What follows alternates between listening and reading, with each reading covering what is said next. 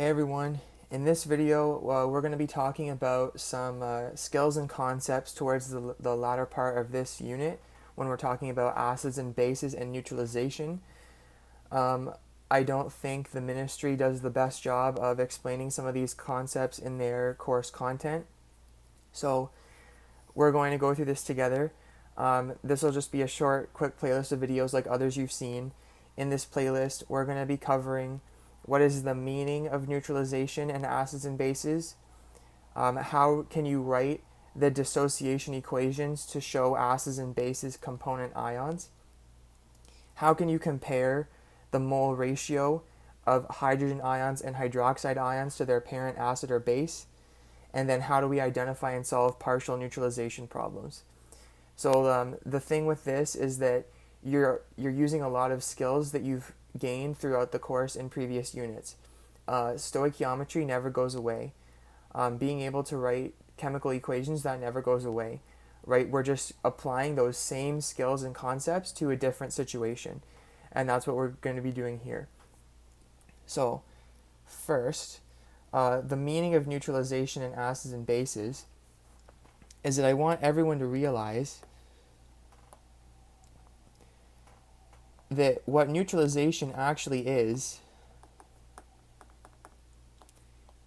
represented by this equation. This net ionic equation is what neutralization actually is. So we know that acids, like hydrochloric acid for example, dissociate in water, which means they dissolve, and they dissociate and they form hydrogen ions, right? So if we take hydrochloric acid for example, then that will dissociate in water to produce hydrogen ions. And then if we have a base, bases will dissociate in water to produce hydroxide ions. And this is by definition. By definition, an acid will dissociate in water to give you hydrogen ions, while a base gives you hydroxide ions. So that is just knowledge. That is just by definition something that you need to be able to remember. So the point of what neutralization actually is that if we're talking pH and we want to bring it to a neutral pH of 7, then if pH means power of hydrogen, then if we have a lot of, if we have, just as an example, say that we have a lot of free-floating hydrogen ions in a solution, then that would have a low pH, right? That would have a lot of acidity. That would be, there would be a lot of free hydrogen ions. The power of hydrogen would be strong.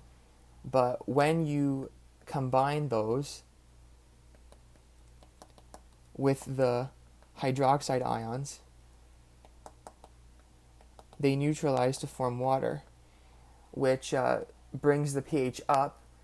If it eventually becomes neutral, it would be 7. So that's what neutralization actually is.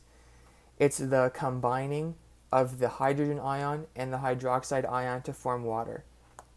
This is what neutralization is.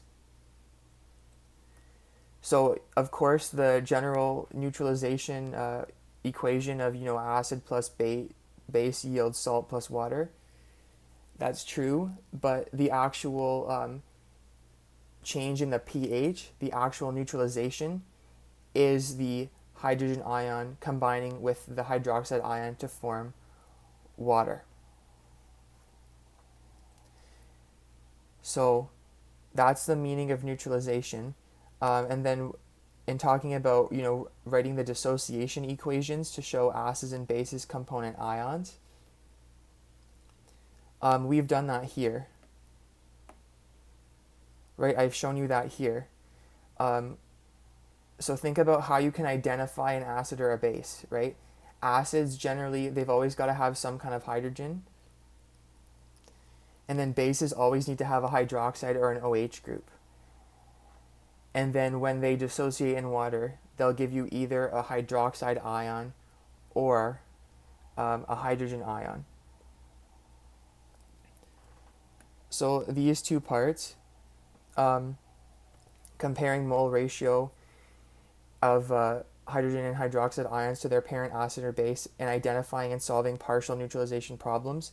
I'll go over it quickly now and then go into it in more detail in the following video in this playlist. But just something that I want everyone to be super aware of is that there's not always a one-to-one ratio of hydrogen or hydroxide ions being released from a parent acid or base when it dissociates. And you will always need that skill, regardless of if it's a complete neutralization or a partial neutralization problem. So I'm not going to identify, or I'm not going to really go over any complete neutralization problems in this video series, just because they're pretty much a straightforward application of a formula. So something that you guys can pay attention to is that I'll give you a hint and say in the assignment for activity 7 on neutralization, there are no partial neutralization problems. There are none. And then something that you can do to kind of, check the questions and make sure they're not dealing with partial neutralization is look for words like neutralize, or is neutralized with, are required to neutralize, are required to neutralize. When you see things like this, then the question itself is telling you that it's already been neutralized. And when we're saying it's been neutralized, that means it's been brought to a pH of 7, which is perfectly neutral. Partial neutralization, when you see partial neutralization problems, you often won't see that. And when we're dealing with these kind of questions, when we can break that down and tell that it's a complete neutralization problem, generally, it's just going to come down to some kind of use of this formula. The Na times Ma times Va equals Nb times Mb times Vb.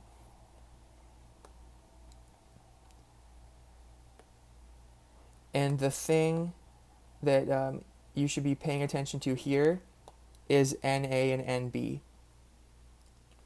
So while we're used to seeing N meaning moles, and it does kind of mean moles, here you need to be thinking about the quantity of hydrogen ions or the quantity of hydroxide ions per molecule that are supplied by the base.